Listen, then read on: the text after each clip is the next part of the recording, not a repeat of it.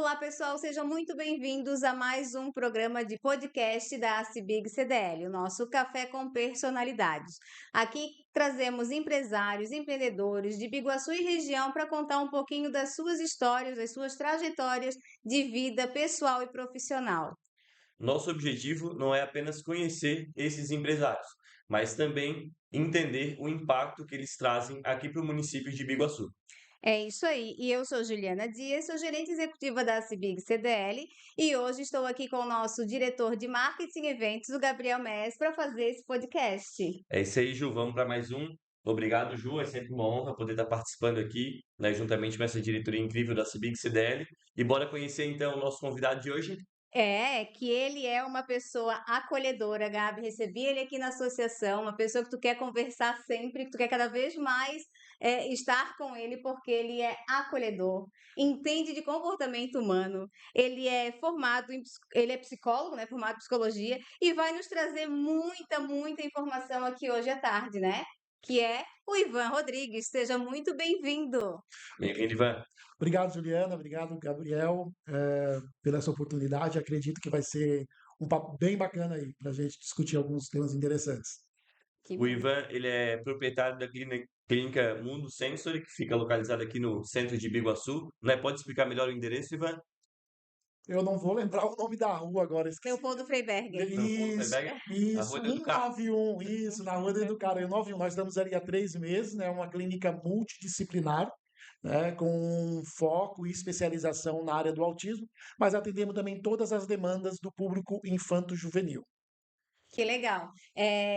Que legal, né, Gabi? Eu vejo que essas especialidades estão começando a aumentar e crescer aqui em Biguaçu, porque tem muito público e realmente as pessoas ficarem se locomovendo para fora de Biguaçu é complicado, né? Sim, essas soluções elas têm que chegar até aqui o É, nosso público daqui, né? E seja muito bem-vindo então, né? Ao novo empreendedor no município, né? O Ivan já, pelo que a gente estava conversando antes, já reside no município há mais tempo, né? Mas a clínica agora há 3 meses, é isso? Eu cheguei junto com a clínica. Eu morava, na realidade, em São José, mas eu já moro em Santa Catarina há 25 anos, hum, né? Mas aqui em Biguaçu, como morador de Biguaçu, cheguei junto com a clínica. Seja muito bem-vindo então ao nosso município, né? Mais um empreendedor aí para o nosso município e trazendo um negócio tão importante, né? Dentro das necessidades do mundo contemporâneo, né? Não sei se hoje tem mais ou tem menos, ou se é porque agora está mais disseminada a informação, que a gente consegue ter mais esses laudos, né? E a gente vê que a gente tem na realidade é um aumento desses números, né? E é importante a gente ter clínicas especializadas, né? Pode comentar um pouquinho como é que é a equipe, como é que funciona esse trabalho, né? Como que chega a demanda até vocês, né? Porque não é igual uma padaria onde alguém precisa de um. Então, para quem não é desse, Diferente. para quem não é desse universo, pudesse resumir um pouco assim como que funciona, né? Quando alguém está precisando, como que encontra vocês e também o que que vocês oferecem de serviços ali. Nós temos algumas frentes de serviço, né? Nós atendemos, como eu te falei, nós atendemos todas as crianças, todo o público infanto-juvenil em diversas demandas dentro da área do desenvolvimento infantil, mas o nosso maior público, a nossa maior demanda está dentro do espectro autista, né? De crianças que estão dentro do espectro autista. Como que funciona? Geralmente, alguém muito próximo a essa criança, geralmente os pais, ou os professores, os cuidadores, começam a observar que tem algo diferente ali, que chama um pouco a atenção, né? Eh, Hoje em dia, como você mesmo falou, dentro dessa com o avanço da internet, com a maior facilidade de você ter acesso a informações, as pessoas ficam sabendo um pouco mais sobre o assunto, né? Então você começa já a olhar para as crianças, para as pessoas, começa a dizer, será, né? autodiagnosticação. Começa a se autodiagnosticar, daí você vai lá para o TikTok fazer os testes do TikTok. Mas uma forma correta de se fazer é, né, geralmente um professor, um pai, uma mãe mais atento começa a observar alguma coisa, ou então os próprios pediatras, né, que atendem essas crianças começam a observar alguns sinais. Então esse pediatra, essa mãe procura um pediatra, procura um neuropediatra ou um psiquiatra infantil. Ainda a maior parte dos laudos são concedidas por psiquiatra infantil ou por neuropediatra. Então, essas famílias vão procurar o médico e o médico geralmente encaminha essas famílias com essa criança para fazer uma avaliação que a gente chama de avaliação multiprofissional, né? Que é o quê? Um psicólogo, um terapeuta ocupacional, um fonoaudiólogo, né? E um psicopedagogo. esses quatro profissionais, cada um deles dentro da sua área, né? O psicólogo dentro da área comportamental, o TO dentro da área mais sensorial e habilidades de vida diária, a fonoaudiologia mais na área da comunicação e o psicopedagogo dentro da área mais cognitiva, eles vão fazer as suas avaliações, aplicando alguns protocolos. Tem também o acolhimento com a família, tem também essa anamnese que ela precisa ser muito bem feita, e essa equipe multidisciplinar, eles vão gerar uma hipótese diagnóstica, um relatório, onde cada profissional vai colocar ali quais foram os protocolos que foram utilizados, finaliza-se esse relatório, devolve para a família e a família volta ao médico. E aí o médico, geralmente o neuropediatra ou psiquiatra infantil, é quem vai dar esse laudo final. A partir daí, e muitas vezes não há necessidade de se ter um laudo, acho que se a família tem condições, é bom ressaltar isso, né? Se a família tem condições, essa criança ela já pode ir recebendo algum tipo de intervenção antes mesmo de se fechar o laudo. Uhum. Muitas vezes não se fecha o laudo, o médico mantém ali, vamos fazer um acompanhamento, vamos fazer uma intervenção precoce durante 6 meses, depois a gente faz a reavaliação. Então é muito importante essa atenção dos pais em não ficar esperando um diagnóstico, né? Já começar a intervenção. Eu costumo dizer assim, mãe, qual a dificuldade que você tem, ou que você percebe que seu filho tem? Ele não fala, ele não consegue se relacionar. Então vamos intervindo nisso, independente de qual seja o diagnóstico. Então, essas crianças, na maioria das vezes, elas chegam para nós porque um psiquiatra, um neuropediatra, fez esse encaminhamento e, através de indicação, divulgação, essas crianças acabam chegando até nós para então fazer a intervenção, né? Algumas têm uma carga horária um pouco mais puxada, outras uma carga horária menor, depende muito do nível de suporte que essa criança exige. Essa questão de carga horária, eu fiquei na dúvida, assim, demora mais ou menos, tem uma janela de tempo? É um mês, é uma semana, ou é até 3 meses, 6 meses? Quanto tempo demora para uma criança chegar até vocês ali e depois sair com toda essa análise multidisciplinar, né, que é um relatório, um documento no final, que vai servir como base para o neuro depois laudar ou não, né? Quanto tempo esse trabalho que a clínica de vocês oferece normalmente, assim, se der para dar um panorama, né? Na parte da avaliação, a gente aqui cada clínica tem um padrão, né? Mas assim, em média, de 4 a 6 sessões com cada profissional para fazer essa avaliação, porque essa avaliação ela envolve primeiro a primeira conversa, a primeira, a segunda, às vezes 2 ou 3 conversas são realizadas com os pais. Uhum. Isso vai depender muito também da funcionalidade da criança e da idade da criança, né? Então, ali você vai fazer 2 ou 3 sessões com os pais, onde você vai fazer a anamnese, vai preencher alguns protocolos que depende da informação dada pelos pais. Depois aí o profissional vai fazer 3 ou 4 sessões com essa criança, que seria uma sessão, dependendo do caso, de observação. Em alguns casos aplica-se algum protocolo. Como falei, depende muito da funcionalidade da criança. A partir dessas 5 ou 6 sessões realizadas por cada um dos profissionais, a gente já emite então esse relatório, né, de avaliação multiprofissional, né? Aí, o processo de intervenção aí depende de N questões. Depende da devolutiva do médico, depende se essa família tem ou não um plano de saúde. Se tem um plano de saúde, depende do plano liberar, da disponibilidade dessa família, da disponibilidade dos profissionais na clínica. Nós temos alguns profissionais que são mais difíceis de conseguir. Uhum. Terapia ocupacional, fonoaudiologia são os dois profissionais que acabam sendo mais difíceis de você conseguir agir numa clínica. Então depende de uma série de coisas para que essa criança possa começar a receber as intervenções. Mas, a priori, o importante seria que essa criança começasse o mais rápido possível. Por isso que eu falei, mesmo antes de você ter o martelo batido pelo neuro, se você já tem condições, se você já tem uma equipe que possa ir fazendo as intervenções dessa criança, é importante. A partir dali de 6 meses até né, alguns profissionais já dizem, mas a partir de 1 ano de idade, se você percebe que a criança tem um atraso, né, já é importante que haja intervenções para que essa criança possa se desenvolver e chegar ao nível ali, ou pelo menos o mais próximo possível daquilo que é esperado do desenvolvimento para aquela idade. E vocês então não fazem só análise, vocês também fazem a intervenção.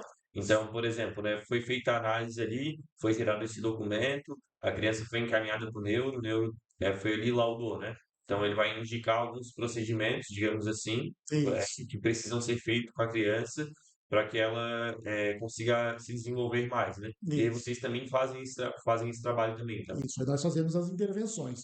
O médico, né, o neuro ou o psiquiatra, ele vai dar uma visão dele já estipulando ali, por exemplo, o que que essa criança precisa, baseado nos relatórios que ele recebeu da equipe multidisciplinar, porque quando nós fazemos a avaliação, né, ali dentro do nosso relatório a gente já faz uma sugestão de intervenção. Então, vamos supor, essa criança precisa de uma intervenção um pouco mais massiva na área comportamental, precisa de um pouquinho mais ali, de repente, de fono, talvez não precise tanto de terapia ocupacional, talvez não precise tanto de psicopedagogia, né? Então, ali já se coloca mais ou menos um padrão. Ah, quantas Panorama, né? um panorama.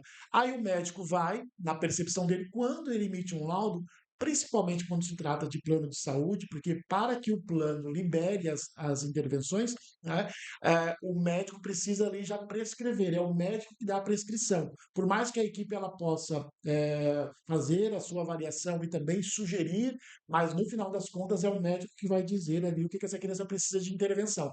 Aí esse laudo volta para nós, aí vamos por ali, 10 horas de psicologia, 5 horas de fonoaudiologia, 3 horas de terapia ocupacional, 2 horas de dentro dessa carga horária. Aí, dentro da disponibilidade da clínica, nós vamos fazer o acolhimento dessa criança e começar as intervenções.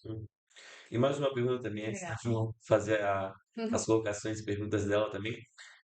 A maior parte do que chega para vocês os relatórios, as indicações, é de forma positiva, ou também às vezes tem bastante casos de que a família vai ali, busca, e na realidade ali vocês acabam descobrindo de que na realidade não tem laudo, né? Não, vocês acabam não indicando o laudo, né? Como é que é isso? Se tem mais ou menos, não, é mais ou menos 20% dos casos são negados, ou Hum. 50%, e como que é isso para a família também, né? Porque às vezes também, tentando olhar de fora assim, é um descarte, né? Ou não, descartamos essa hipótese. Então, se a criança às vezes tem uma defasagem em alguma das áreas ali, ela já descartou essa questão do laudo, então ela vai buscar outras formas de resolver aquela defasagem, né? Então, como que é isso ali? Se teve algum caso, se tem casos, como é que é essa rotina?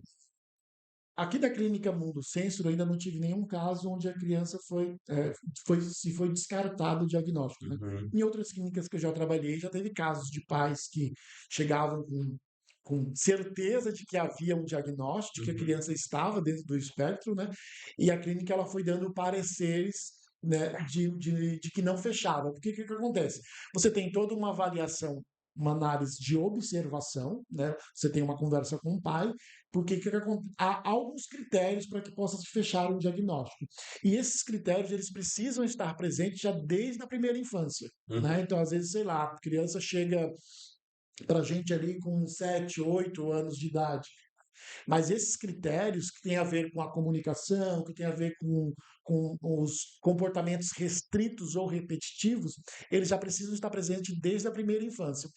Às vezes, o que acontece também numa outra clínica que eu trabalhei, tinha um caso onde o irmão mais velho tinha o diagnóstico, e aí talvez a mãe, por estar muito preocupada, né, queria também ela ficou meio decepcionada quando nós dissemos para ela que não havia elementos suficientes para se fechar um diagnóstico para o menor. uhum. Né? Então, ela ficou assim um pouco.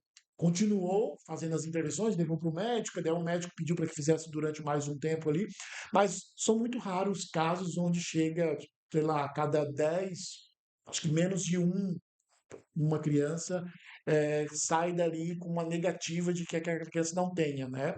Porque geralmente ele já passou por um médico, a escola às vezes também já fez o seu relato de como aquela criança está, né? Então é muito raro ter esses casos assim, mas tem. O caso mais comum de crianças que saem sem o diagnóstico, que às vezes as famílias levam, é o caso do TDAH. Uhum. TDAH é mais comum a família trazerem as crianças dizendo, não, porque eu acho que ele tem TDAH, ou alguém me falou que ele tem TDAH, e aí você vai fazer a avaliação e aí é descartado. Por quê? Porque hoje em dia as crianças elas andam um pouco mais nós estamos um pouco mais acelerados, né? Sim. Então, Totalmente. essa questão da informação muito rápido, do uso excessivo de telas, né?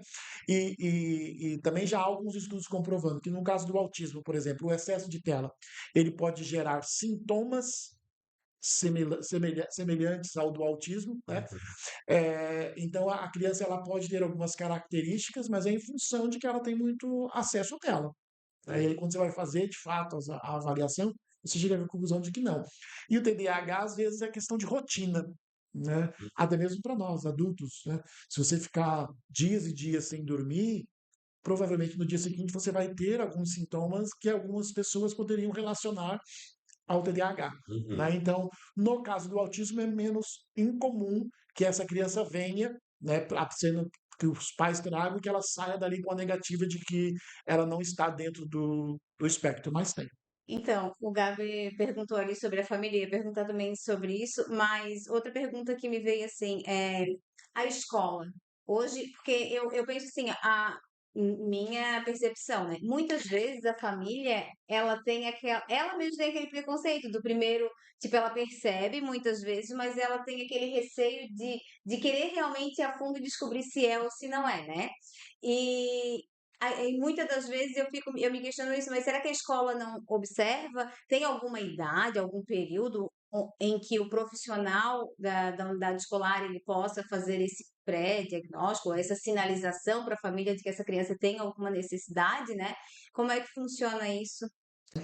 Já tem alguns estudos, se você tem algum tipo de conhecimento sobre o assunto, a partir dos 6 meses ali já tem bastante coisas que você pode observar, né? Antigamente, até uns 3, 4 anos atrás, ainda tinha aquela crença de que não podia se diagnosticar antes dos 3, 4 anos de idade. Mas hoje a gente já fala muito na intervenção precoce. Os estudos estão cada vez mais avançados, né?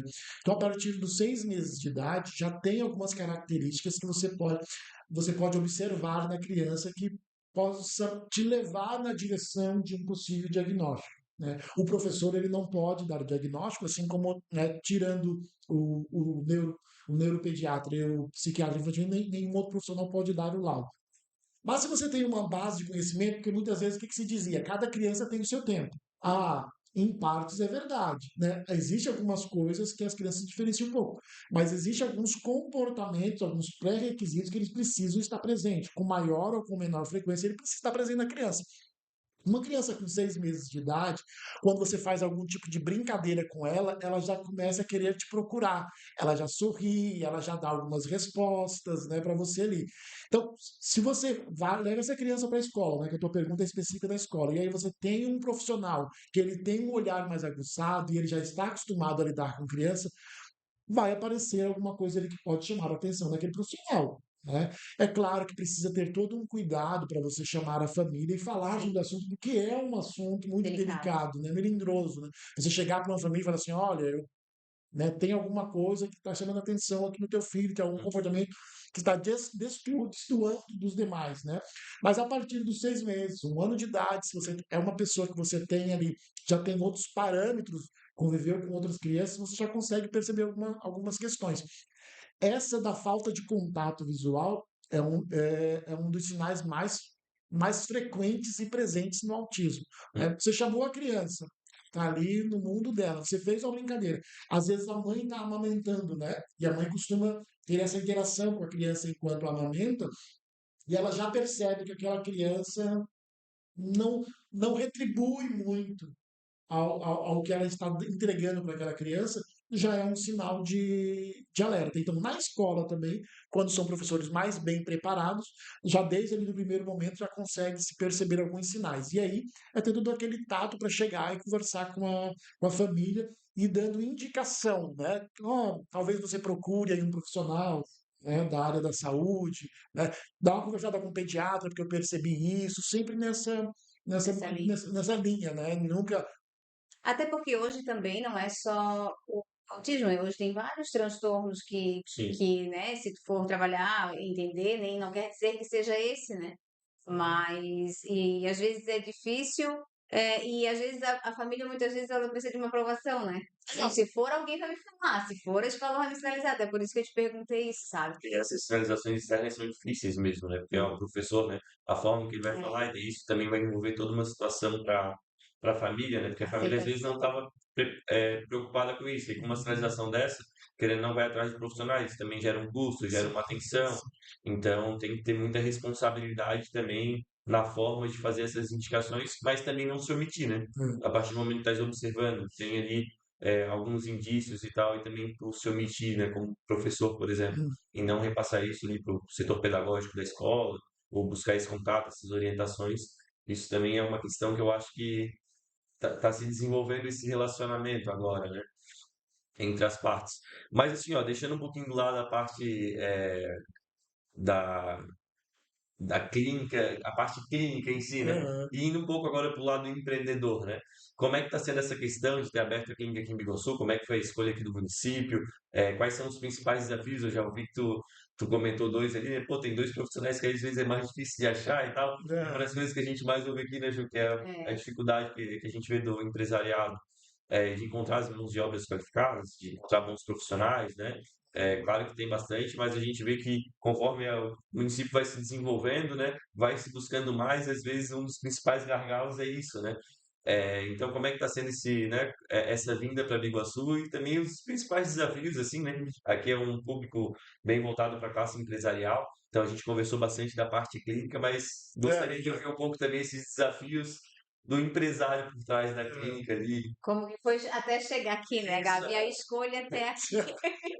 Eu acho que sair da ponta ali, né, do é, psicólogo e, né, vou empreender, vou criar clínica. eu acho que foi o Biguaçu que me escolheu. Né? Eu tava numa fase de desligamento de uma outra clínica, de um outro projeto que eu estava, né? Uhum. E, e aí, em conversa com uma colega falou para mim assim: olha, eu tenho um amigo que ele está procurando parceiro para iniciar um projeto novo, né? Você falou assim, não me falou onde é que era, nem qual era o tipo de projeto, né? E ela falou, eu acho que vocês dois vão dar muito certo, né? E aí ela me passou o contato do Omar. O Omar, ele é terapeuta ocupacional, né? Ele também vinha de um outro projeto numa clínica. E aí nós sentamos para conversar e falou, cara, eu tô querendo abrir uma clínica em Iguaçu, inclusive já tenho espaço lá, mas eu tenho muita dificuldade de estar lá presente, de Uhum. tocar esse projeto mais à frente, né? Eu estava procurando alguém, e aí a fulana me falou de você e tal. Falei, vamos conversar. E aí começou a conversação, eu vim conhecer o espaço Uhum. e falei, vou topar esse desafio. É sempre um desafio, né? Você iniciar um projeto. Até então, todas as vezes que eu entrei dentro dessa área, né? E já existia uma estrutura pronta, né? E eu só cheguei para tocar algum tipo de departamento Sim. ou para desenvolver algum tipo de atividade específica. E aqui, literalmente, nós começamos do zero, né? Parte de contratação de profissional, dentro da área do autismo, a gente depende muito do credenciamento com os planos. Por quê? Porque o tratamento do autismo, ele é um tratamento caro. Uhum. Então, não é qualquer família que tem condições de bancar de forma particular. Então, se depende muito dos planos. Então, hoje, dois grandes desafios que a gente tem para tocar a clínica é justamente essa questão de que você precisa estar credenciado aos planos, porque eu hoje tenho uma lista de espera de pessoas esperando para vir, ser atendida com a gente ali, pelo menos umas 60 famílias. Mas são famílias que têm planos de saúde, são justamente os planos de saúde que a gente ainda não conseguiu fazer o credenciamento.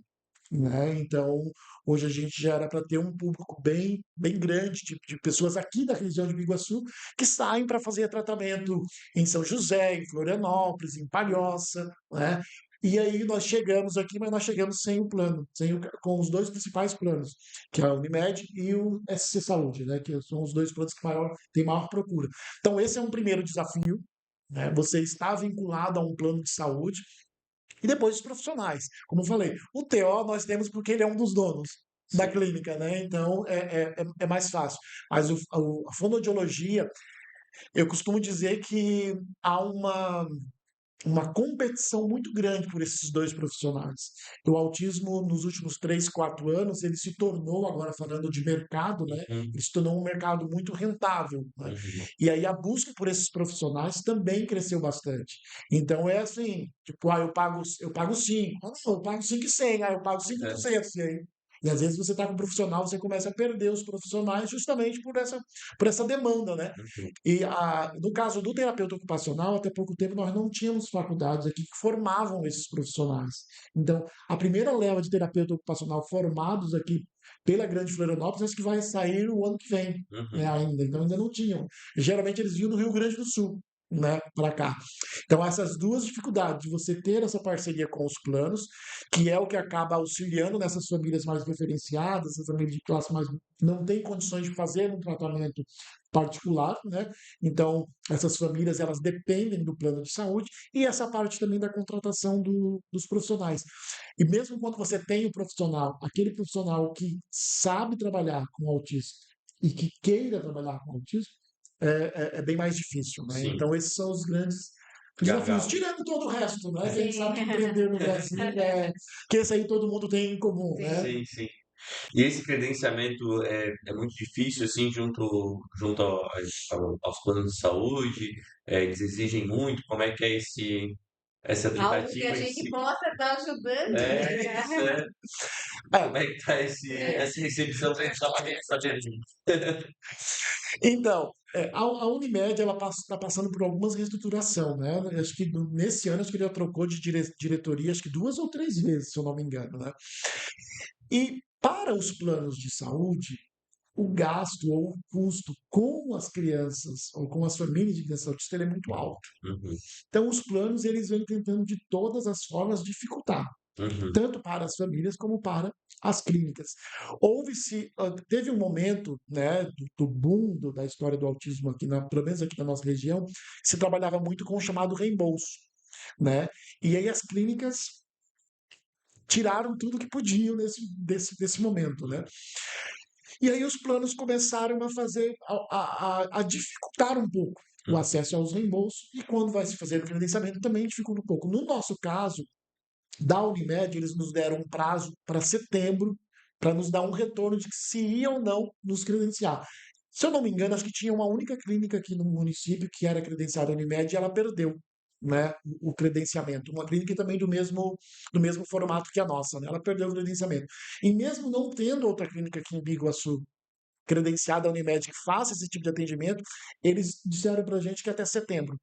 Porém, há um sistema que você entra e você percebe se o teu projeto, o teu processo está em andamento, né? E há umas 2 semanas atrás nós fomos olhar, o nosso estava pausado, ou seja, não há mais previsão de retorno da Unimed para o nosso credenciamento. E é a grande demanda que nós temos no município. SC Saúde nos negou, não nos deu explicação de o porquê nos foi negado, eles simplesmente negaram, e pediu que a gente tentasse novamente em outubro.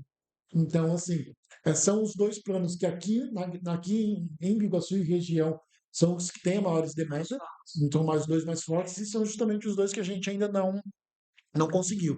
Então, há uma dificuldade justamente por isso. Eu tenho colegas que têm clínicas que não estão voltadas para o autismo, e em questão de dias conseguiram credenciamento com esses planos.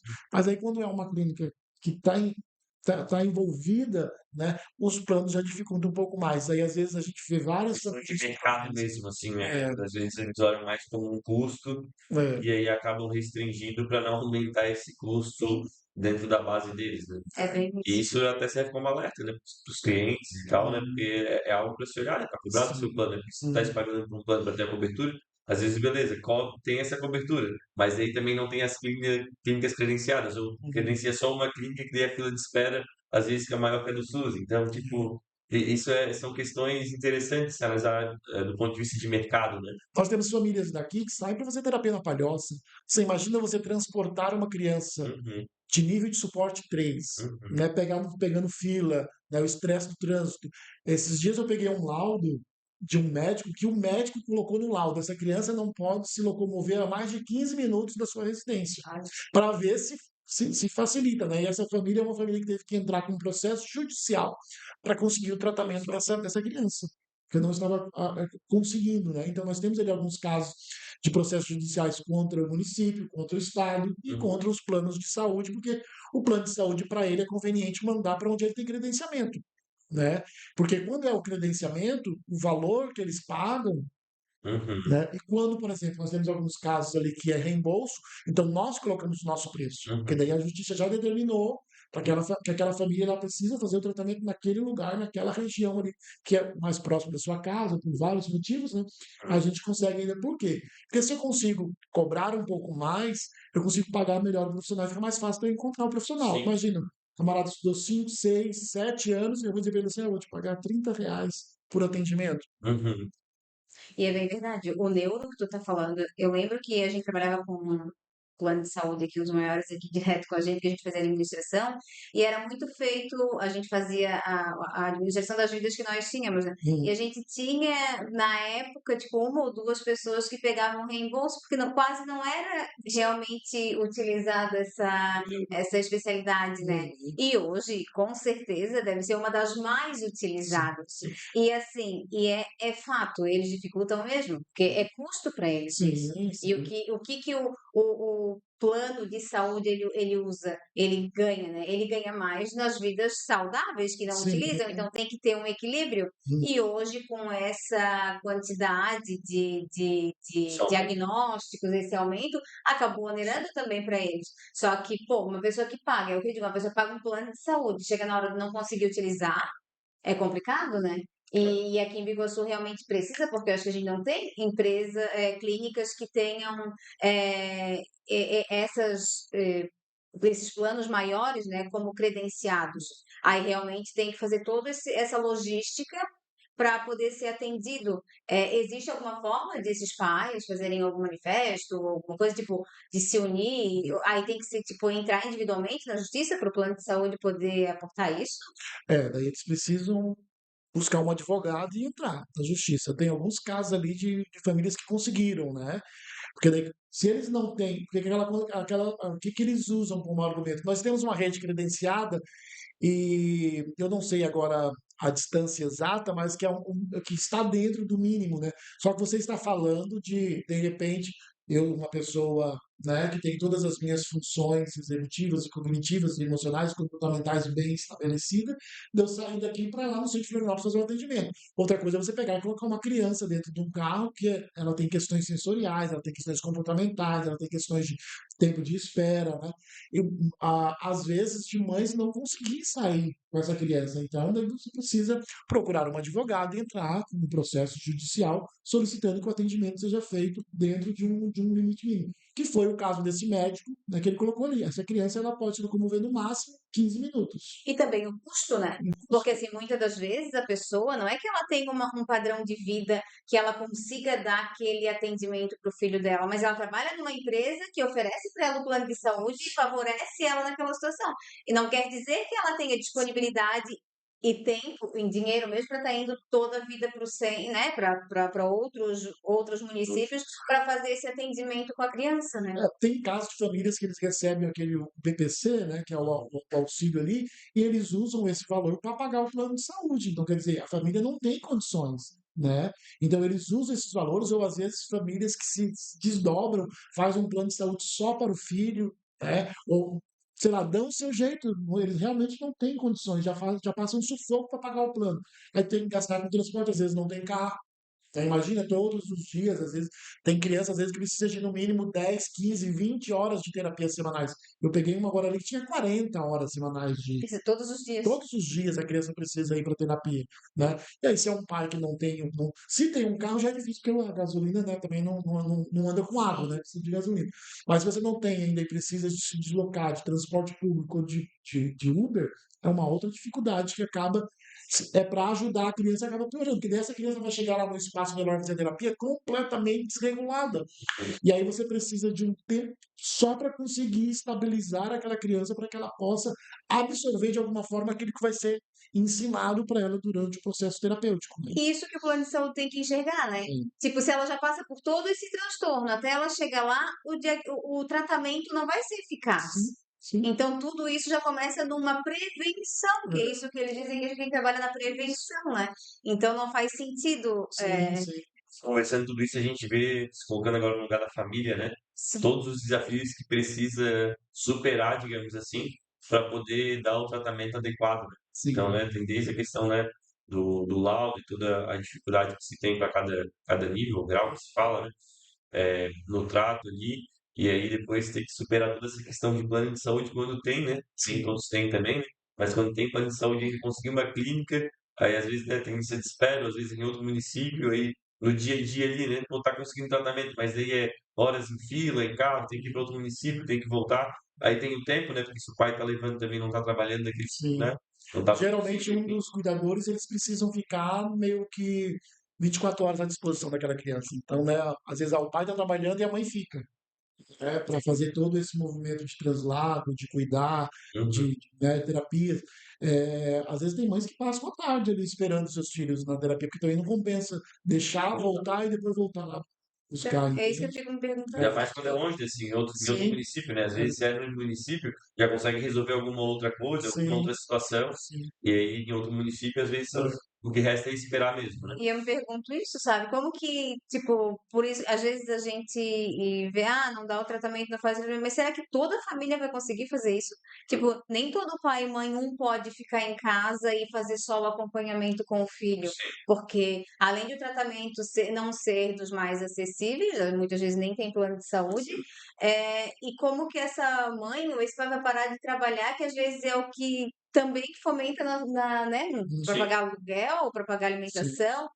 Que Tem toda uma difícil questão isso, né? envolvida, né? Aqui em Biguaçu, eu recebi recentemente uma pessoa ali de dentro da prefeitura, é um departamento que eles fazem esse primeiro acolhimento e essa avaliação, né? Eles não dão diagnóstico, mas fazem avaliação. E eles me disseram que elas avaliaram só esse ano 40 crianças que ainda não foram encaminhadas para os seus tratamentos, né? A gente está Ou num processo seja, de credenciamento, isso, num processo de credenciamento com a prefeitura para tentar, né, fazer se desafogar um pouco. Então, 40 crianças que eles fizeram a avaliação que elas não foram encaminhadas para o tratamento. E cada dia perdido para essa criança É é um caro. prejuízo muito grande, vai sair muito caro, tanto para as famílias como para o Pra- próprio E para município. a saúde Né? dela mesmo, tá muito caro no sentido de No sentido desenvolvimento geral, dela, né? em todos os aspectos, né? Então, é preciso se ter esse olhar, né, para essa família. isso é até algo que o município desenvolveu, né? Porque antes também nem tinha esse setor, né? Então, Né? agora que o município está se preparando para começar para laudar, né? Sim, sim. Não é o laudo, mas é o Ele faz a hipótese diagnóstico, né? diagnóstica, é Hipótese isso. diagnóstica para depois poder fazer os Isso. encaminhamentos, né? Que É, é onde precisaria de uma clínica parceira para é, poder estar executando, né? isso. Até nós recebemos ali a Marília. Nós Aham, recebemos Marília ali faz na um clínica, excelente trabalho. foi conhecer ali nosso espaço, né? E segundo ela, da parte dela está aprovado, agora estamos esperando, porque é todo um processo, né? O Sim. problema é que Sim. é muito moroso, né? Muito moroso. Aí vai para o secretário, aí isso depende da Câmara, depende do prefeito, isso então demora um A pouco. gente vê que tem como empresário, né, tem a questão do plano de saúde, mas também já atacando a questão também das prefeituras, serviço público, né? E Uhum. aí buscando também alternativas, né? Para Sim, conseguir se colocar no mercado, né? E essa é sim. uma pergunta que eu queria fazer também. Como é que funciona essa parte de posicionamento de vocês no mercado, né? A questão de marketing, se faz marketing, não faz? Como que vocês fomentam isso? Porque é um mercado um pouco diferente do que talvez, né, um comércio, Uhum. enfim. Então tem a questão do plano de saúde, tem a questão do particular, Uhum. né? Como que vocês às vezes acabam conseguindo se diferenciar em relação às demais, né? Aos concorrentes, né? Uhum. Como que vocês fazem isso? Qual que é a ideia nesse segmento de vocês assim? Uhum.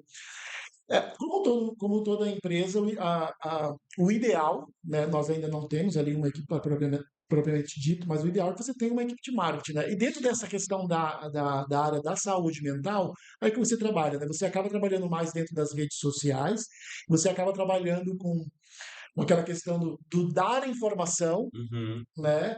Para que daí então você Tomara. possa para você se posicionar como uma autoridade dentro desse mercado, né, da saúde mental, até porque, a não ser que os planos encaminhem essas famílias para essas clínicas, na maioria das vezes eles vêm por indicação ou vêm porque alguém falou, né? Uhum.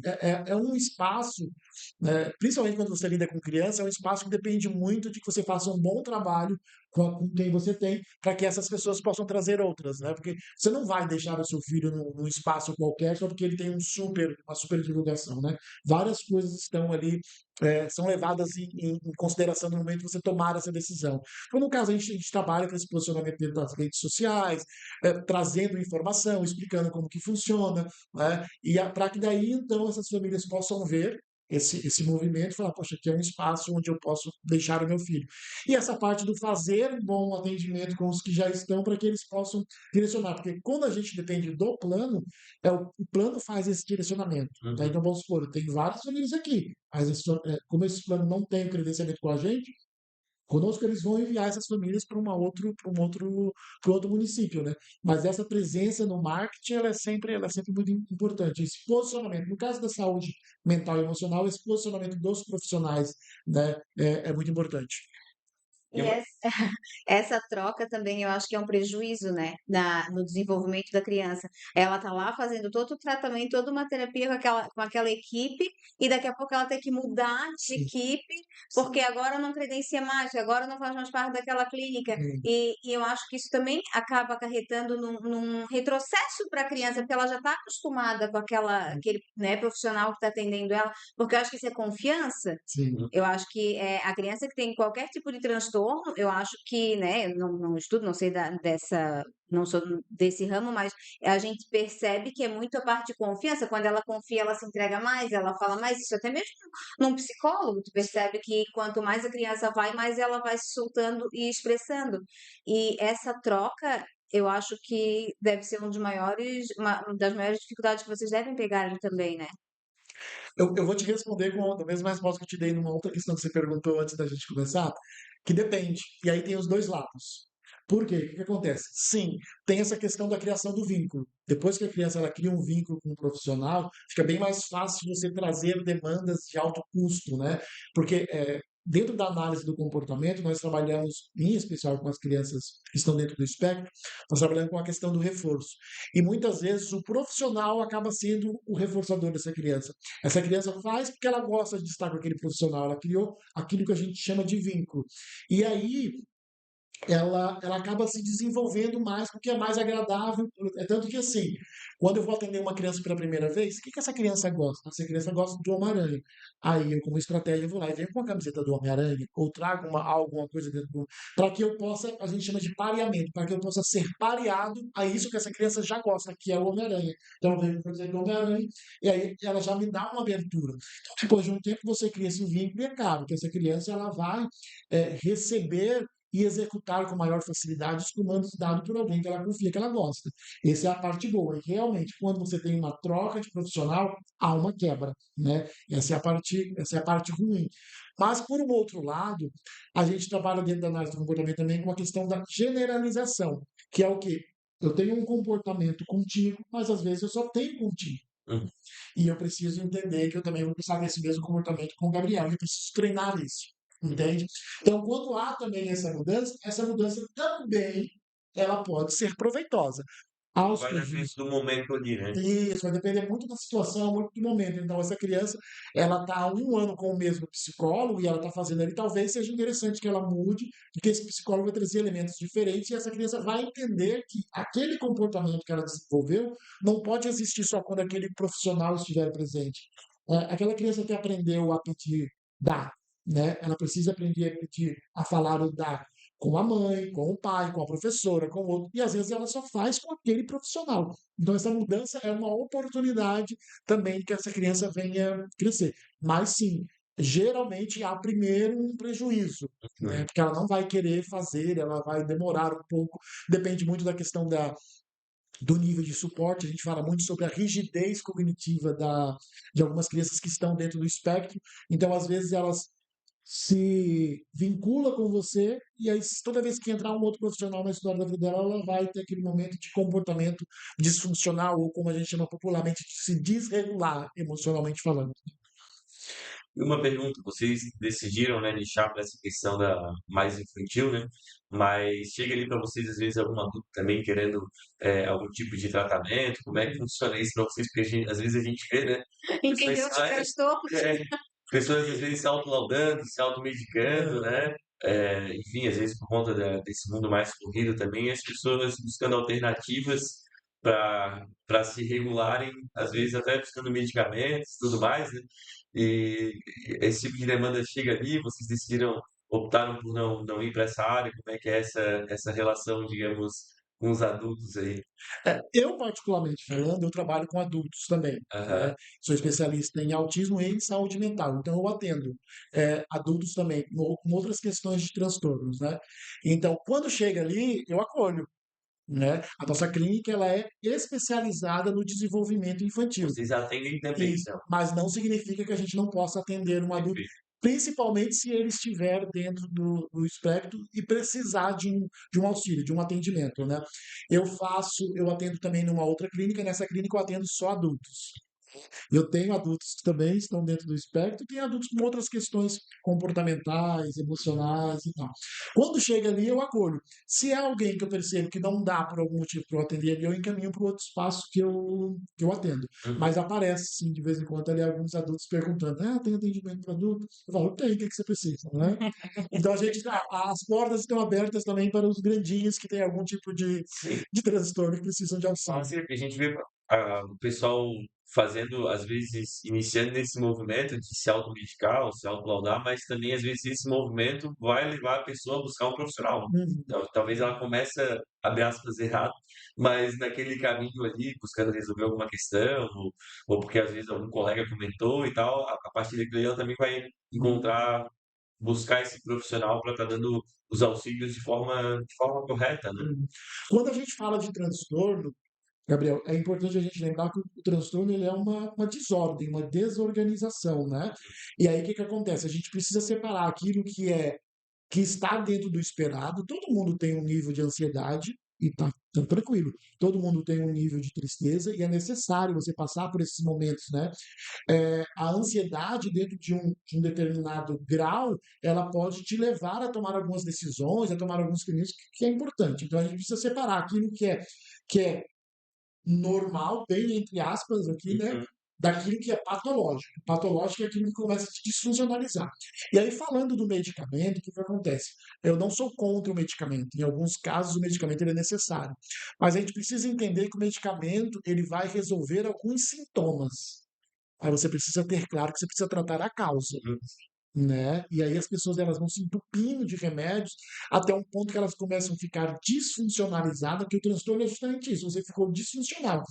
Eu estava ansioso por vir aqui no podcast, né? Então eu fiquei pensando o que que vocês iriam perguntar, sobre o que que a gente ia conversar e tal, fui ler um pouquinho mais sobre algumas coisas, mas eu vim. Agora, se eu de repente tivesse uma dor de cabeça, tivesse uma histeria, tivesse algum mal-estar e eu não viesse, e aí isso começa a me disfuncionalizar, eu começo a abrir mão de coisas ou tinha uma prova para fazer, me preparei, mas não consegui fazer, entende? Então, isso começa a me desfuncionalizar, aí nós vamos para o campo do transtorno. O restante ele é normal.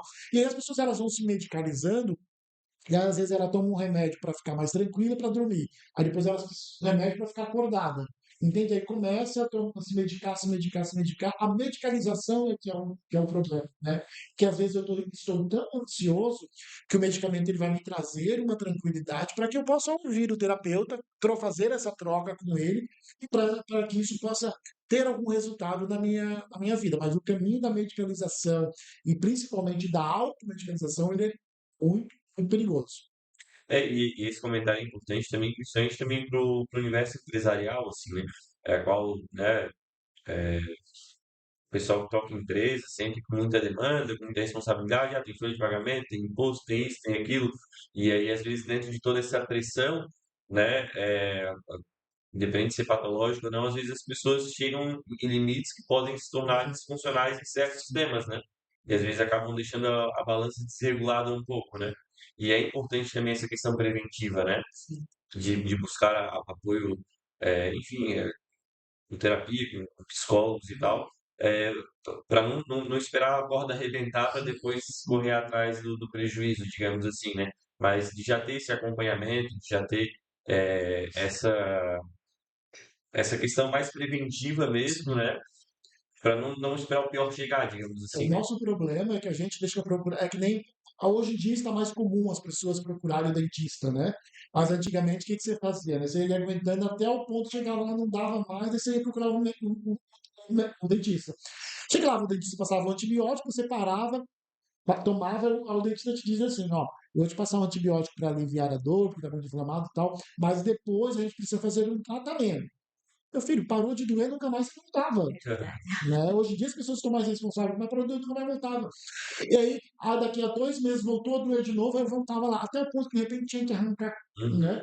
E a terapia, ela não precisa ser procurada apenas quando eu já estou na disfuncionalidade, quando eu já estou me sentindo disfuncional, quando eu já estou no estado disfuncional. Não, se tem alguma coisa me incomodando, se tem alguma coisa que eu não estou sabendo como lidar com aquilo, já posso procurar ajuda. Hum. Ou às vezes por questões de tenho procrastinado muito, ou às vezes lá no meu trabalho tem algumas questões que eu não estou sabendo como lidar com isso ainda não me institucionalizou, mas eu não estou sabendo como lidar com isso, ou eu quero melhorar, ou por uma questão de autoconhecimento, né? Às vezes, eu digo assim que o autoconhecimento ele é a porta de entrada para a inteligência emocional, que é algo que faz toda a diferença hoje no lidar com o outro. Né? Então, dentro do meio corporativo, e também agora com esse processo, com essa questão da NR1, né? Acho que isso vai auxiliar bastante. Então, dentro do meio corporativo, essa questão de você cuidar da saúde, e é um outro lugar que as pessoas veem o cuidar da saúde mental como um custo. E, na realidade, é um baita do investimento você investir na sua saúde mental e emocional e na saúde mental e emocional dos seus colaboradores, Uhum. né? Porque o número de afastamento, o número de intriga, o número de desligamento dentro do meio empresarial, do meio corporativo, em função dos transtornos ou da falta do autoconhecimento, que às vezes assim, ó, não é que ela é ruim, é que ela está na posição errada, está na função errada. De repente, se eu trocar ela de função, ela vai estourar. Né? E aí é uma questão, e às vezes a pessoa está se frustrando ali, né? E vai cada vez mais decaindo, já não está mais produzindo, simplesmente por quê? Porque ela não está no lugar onde ela deveria estar e ela não conseguiu enxergar isso. E quem está ao redor também não conseguiu. Então, investir na saúde mental e emocional sua enquanto empresário, né? Porque eu sei o quanto que é difícil você empreender, você tocar uma empresa, né? Então, acho que você investir na sua saúde mental é primordial, para que você tenha bons resultados. Não esperar ter que arrancar o dente, né? Vamos fazer o tratamento certinho para não precisar chegar a esse ponto, né? É verdade. Da mesma forma que às vezes tu tem um profissional muito bom em uma determinada função e tu precisas de alguém, né, de repente para gerenciar ou para fazer algo mais, e tu colocar ele, tu vai perder aquele profissional, Isso. porque a pessoa às vezes não tem aquele perfil, né? E esse entendimento é muito importante, assim, porque tanto tu ganha como tu perde.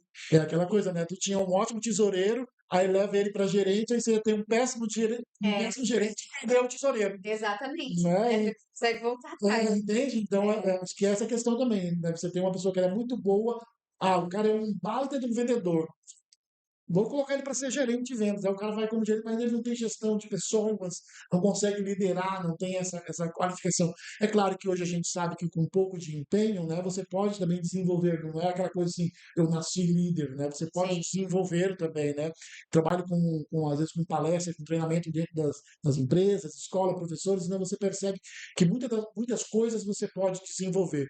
Mas é claro que esse princípio, né, essas habilidades básicas, elas precisam são habilidades pivotais, que a gente chama, né? Que são habilidades que vão dar origem a outras habilidades, né? Dentro da área infantil, a gente diz habilidades pré-acadêmicas, os pré-requisitos. Para essa criança falar, ela precisa primeiro aprender a imitar. Ela precisa primeiro olhar nos olhos, depois ela vai falar. Então, se ela não olha nos olhos e nem sabe imitar, não adianta eu querer ensinar ela a falar. E acho que no meio corporativo essa primícia serve também, né? Tem algumas habilidades que elas são pivotais. Eu acho que essa sua fala foi bem importante até para uma conscientização dos próprios empresários na questão da NR1, né? Uhum, De encarar mais como um investimento e não como Sim. um custo, né? uhum. Porque às vezes o empresário, pô, mas é mais uma obrigatoriedade, mas é mais isso, mas é mais aquilo, estão dificultando e tal. Só que às vezes ter esse olhar também, né? Do quanto isso às vezes não vai contribuir, né, para a saúde mental do colaborador, né? Para que às vezes ele acabe se tornando mais, desenvolvendo mais atividades dentro da empresa, estando mais feliz ali dentro. Então, ter esse cuidado com o colaborador, eu acho que é algo que é importante nessa reflexão também, né? E não olhar só como uma obrigatoriedade, mas também como não um custo, né? Mas um investimento. E um bom Investimento, que investimento. vai ter um bom E com retorno, né? certeza é um investimento, porque É, se ele fizer, né, tipo, um paliativo, vamos dizer assim, para fazer realmente ter conseguir identificar, com certeza a produtividade desse funcionário ela aumenta muito mais, assim, né? Então, como tu falou, às vezes de primeiros olhos meu É, Deus, mais faz um o, investimento é, para mim. Só que não é, na verdade, não é nem um investimento, é um foco de atenção maior. uhum. Né? Porque às vezes é bem latente e às vezes, muitas das vezes a gente pensa, não, é só hoje, não, é só aqui. Então, tu ter alguém realmente com esse olhar para melhorar, né? pessoas felizes produzem mais, né? Antigamente eu tinha aquela coisa assim Ju, quando você entrar por aquela porta ali, deixa todos os seus problemas lá fora, porque aqui você é a gerente. Esquece que você é mãe que está com o filho com febre em casa, esquece que você é mãe, você é esposa que está aqui apanhou do marido na noite passada, quer que você seja gerente. Não, você é um ser único, Sim. né? E todas essas questões elas precisam ser tratadas.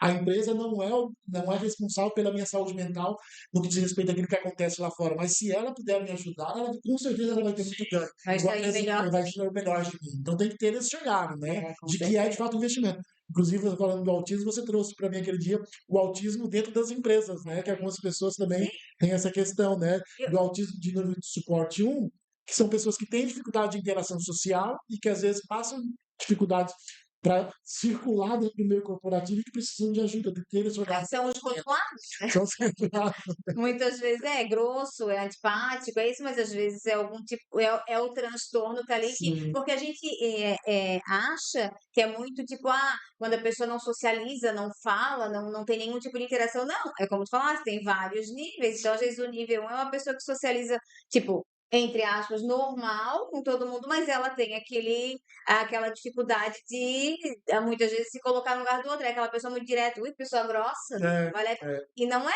Às vezes é só uma forma diferente de enxergar, né? Essa identificação vai melhorar, porque às vezes vai melhorar a equipe, porque tem uma pessoa, às vezes até líder, é muito grosso, é muito direto, e se tu entender e observar isso, tu vai conseguir tratar ele, que vai melhorar o atendimento com a equipe, vai melhorar toda a produtividade da empresa, né? Eu tive um paciente adulto que ele é bombeiro e ele é super técnico, né? Professor dentro do bombeiro ali, dava alguns treinamentos, mas ele trazia isso para mim, Ivan. Todo mundo me acha grosseiro, todo mundo me acha antipático. Aí depois que eu descobri o autismo, isso ficou mais claro para mim. Mas eu preciso trabalhar isso, trabalhar essa socialização, essa habilidade social, né? Que muitas vezes a gente não conseguiu desenvolver e, em função do transtorno, isso é um pouco mais acentuado, né? E essa questão é interessante, né? Porque às vezes as pessoas olham muito o comportamento do outro, imaginando que o outro tem as mesmas habilidades do que tu, né? Tipo, eu com as minhas habilidades falaria de outra forma. Mas aquele outro, ele não tem as mesmas habilidades do que tu, né? Ele pode ser melhor em algum quesito, né? Pior em outro, enfim. Então, não vamos nem falar da questão patológica em si, né? Mas da questão Bastante cultural. mesmo. Então, essa questão de conscientizar, né? De que os outros têm as suas Diferente existe, habilidades, está ali, né? isso, E isso. essa E diferença respeitar isso, é né? respeitar isso, né? Agora uma curiosidade, Cada- como é ser uma pessoa que entende comportamento humano no meio social dos teus amigos? Como é que Boa. Como é que eu vou chegar e dizer, ei, fez um transtorninho, vamos. Ou melhor, né? Como é que é deixar o psicólogo de lado para poder tomar uma cerveja com os amigos? Para mim isso não é um problema. Eu tive dificuldade com o meu filho. Porque daí eu comecei a ficar prestando atenção em tudo nele, porque eu não sei se era uma insegurança ou um medo, e essa questão do como que eu vou ser um bom pai sendo também um bom psicólogo, né? Então acho que com o meu filho eu tive. Com os amigos, quando a gente, depois de tomar algumas cervejas, quando a gente briga, eu falo, cara, eu acho que tu tens, não sabia, né? Essa segunda-feira Faça passada, essa na clínica que nós vamos avaliar. Mas assim, eu não sou daquele tipo que fica avaliando as pessoas o tempo todo, não. aham, Mas é porque eu acho que deve ser automático. Mas, Tipo, sim, nas conversas, mesmo que tu não queira, às vezes dá aquele gatilho. Pô, eu acho que ele é. Eu acho que é. sim, dá. não tá nem nada. Sim, dá. O problema é eles, né? Sim, As pessoas dizem, você não está me analisando, não, né? Não, não. As pessoas têm esse receio, né? Eu sim, trabalhei numa escola onde as professoras vinham, eu queria que você desse uma olhada em alguém, eu queria que você desse uma olhada naquele filho. Não, não é assim que funciona. Né? Elas acham que é assim. Então as pessoas às vezes têm esse medo, né? Vou conversar com o psicólogo, vou sair com o psicólogo e vai estar me analisando. Para mim é tranquilo. Mas deve ser mesmo esse negócio de ser pai, deve mesmo O ser pai deve ser mais difícil. sim, porque às vezes eu me pego agindo com meu filho como se ele fosse meu paciente. Aí sim, eu volto, sim, mas o contrário também acontece. Então eu tenho que saber que eu não sou terapeuta do meu filho, eu tenho que saber que eu não sou pai daquela criança. Né? sim, Um dos receios que eu tinha de trabalhar com criança era justamente não saber separar e começar a sofrer muito com o sofrimento daquela criança, né? sim. Legal. Ivan, a gente tá nos minutos, indo pros minutos É, finais, né, do então, podcast, a conversa vai indo, né? Mas é bom conversar com alguém que entende, né, que tem propriedade de fala, num assunto tão delicado, e importante hoje em dia, né? que é a questão, né, dos laudos, é a questão, de reconhecer o diferente, entender e também, trazer ele para o contexto, não não excluir, né, trazer ele para o convívio, né, também não é um tratamento, eu vejo assim, só para quem sofre, né, mas também é para a família, é para a sociedade, de respeitar esse espaço, né.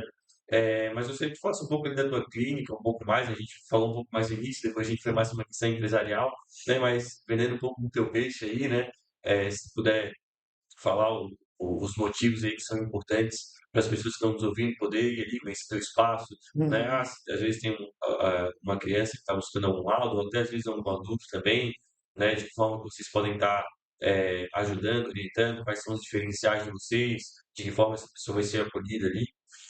Um dos diferenciais que eu procurei trazer para o mundo Sensor é que eu sempre ouvi as famílias reclamando de conseguirem o atendimento para os seus filhos, mas terem muita dificuldade em terem acesso ao que estava acontecendo com seus filhos e até de serem orientados ou de serem acolhidos. Então, um diferencial que eu trago é justamente esse acolhimento. Eu particularmente, gosto de trabalhar mais com a família do que com a criança propriamente dito, Uhum. né.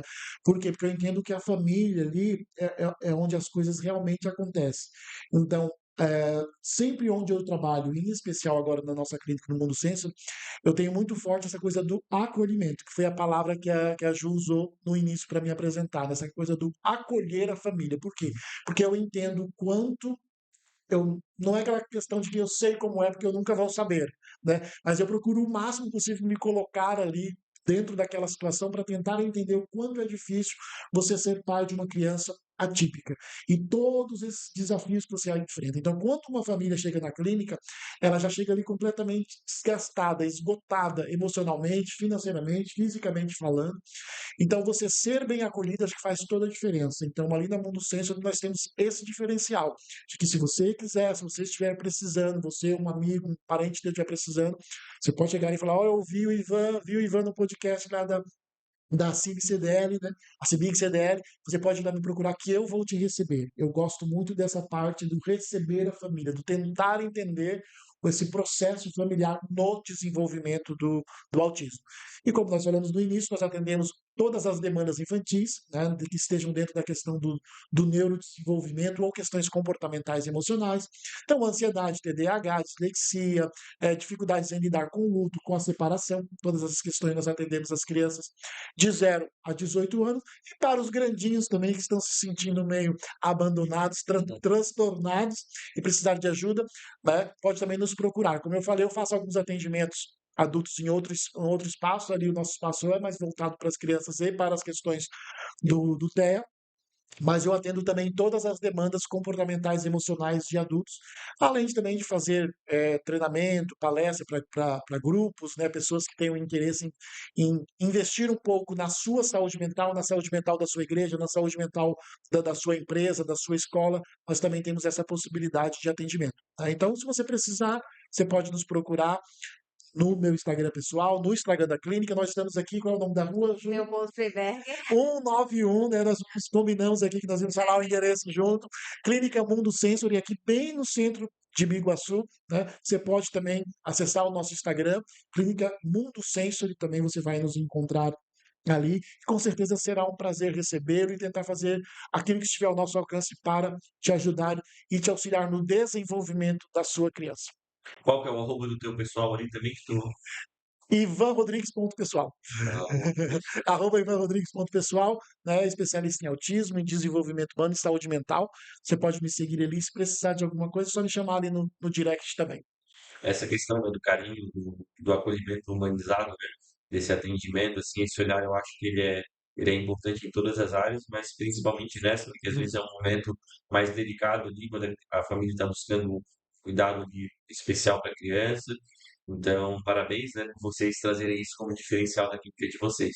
Bem bacana. Verdade. Só para finalizar, quando a gente fala dessa família, por exemplo, já tem estudos que comprovam que o desgaste emocional de uma mãe de uma criança atípica é comparado a um ex-combatente de guerra.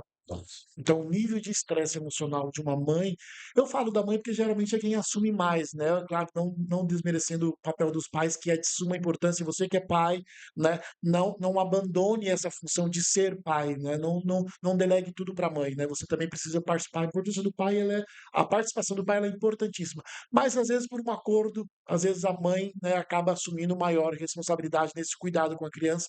E às vezes são mães que viram a noite sem dormir, né? Estão todo mundo o tempo todo sobre alerta do que essa criança vai fazer, o que ela não vai fazer. Então, isso gera um desgaste emocional grande. Então, é muito importante a gente ter esse olhar para a família. Impressionante, né? Essa comparação ela é É, impressionante. E assim, né, todo podcast que a gente faz aqui, eu fico refletindo um pouquinho sobre.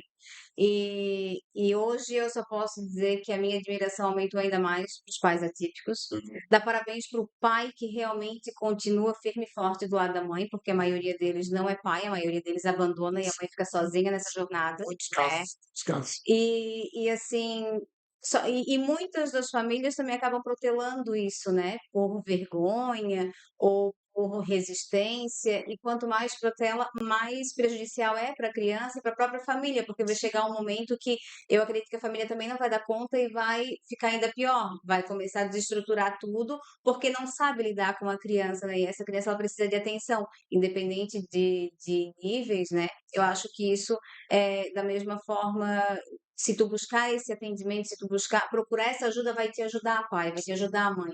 Porque não pensa que tu sozinho tem que enfrentar isso, né? Para isso existem os profissionais para esse direcionamento.